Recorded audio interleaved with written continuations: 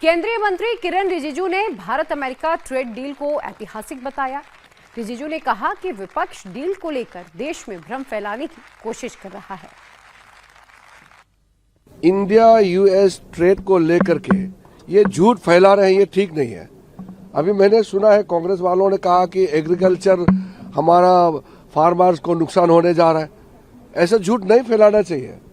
Trade deal जो इतना ऐतिहासिक भारत और अमेरिका के बीच में हुआ है, तो भारत अमेरिका ट्रेड डील का डिटेल आपको मालूम नहीं है। आप गुमराह करने के लिए काहे को ये बोल रहे हैं कि किसानों को नुकसान हो रहा है। ये कांग्रेस पार्टी झूठ फैलाने का आदत छोड़ देना चाहिए। देश हित में अभी इंडिया यूएस का फ्री ट्रेड एग्रीमेंट हुआ। एक सप्ताह के अंदर में अमेरिका का साथ ये घोषणा हो गया है। टोटल 9 ट्रेड डील्स हुए हैं, फ्री ट्रेड एग्रीमेंट, सब डेवलप कंट्रीज।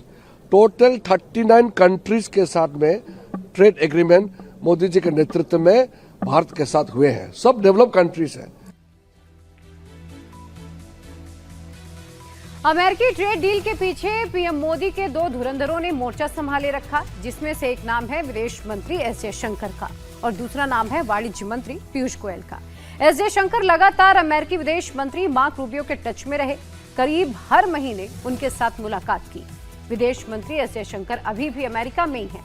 अमेरिका रवाना होने से पहले उन्होंने ट्रंप के करीबी और भरोसेमंद सर्जियो गोर से भी मुलाकात की।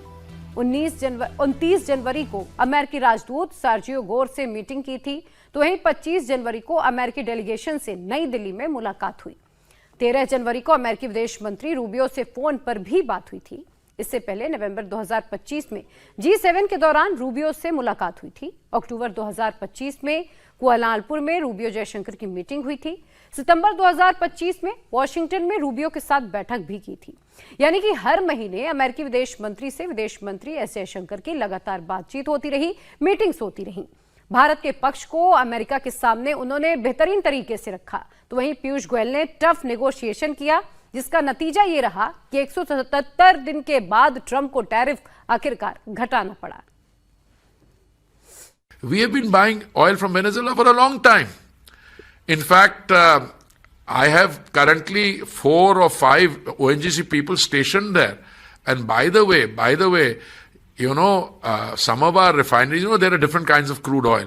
The Venezuelan crude is the heavier one. Several of our refineries are configured to process and refine the Venezuelan type of crude.